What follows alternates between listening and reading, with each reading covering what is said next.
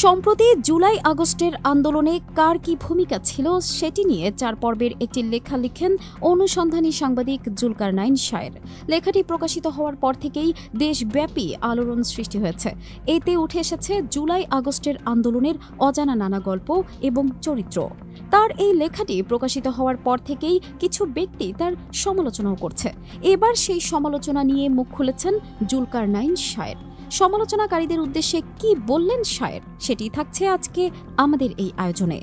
রাজনৈতিক অঙ্গনে নানান ইতিহাস ও তথ্য পেতে আমাদের চ্যানেলটি সাবস্ক্রাইব করে বেল বাটনটি প্রেস করে রাখুন।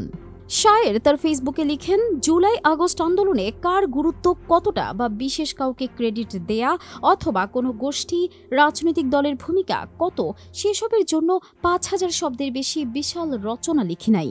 যে কারণে লিখেছি তা হলো to set the record straight, যা সত্য এবং বস্তুনিষ্ঠ সেটা তুলে ধরা। এতে কে ছোট হলো বা কে বড় সেসবে আমার কিচ্ছুই যায় আসে না। সম্পূর্ণ লেখায় একবারের জন্যেও মাস্টারমাইন্ড বা এ জাতীয় কোনো শব্দ ব্যবহার করা হয়নি। আমার পক্ষে জানার কোনো সুযোগও ছিল না কে কোন আদর্শের অনুসারী।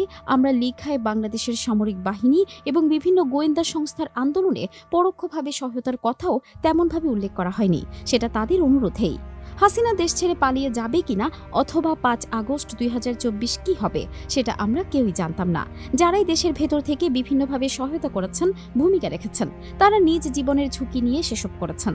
বাংলাদেশ ও দেশের জনগণের মুক্তি ছিল তাদের একমাত্র লক্ষ্য। কোনো কিছুর লোভে তারা এসব করেনি। আমি আন্দোলনের সফলতার নেপথ্যে ঘটনাবলী লিপিবদ্ধ করার চেষ্টা করেছি মাত্র। সপক্ষে সকল তথ্য প্রমাণও রয়েছে।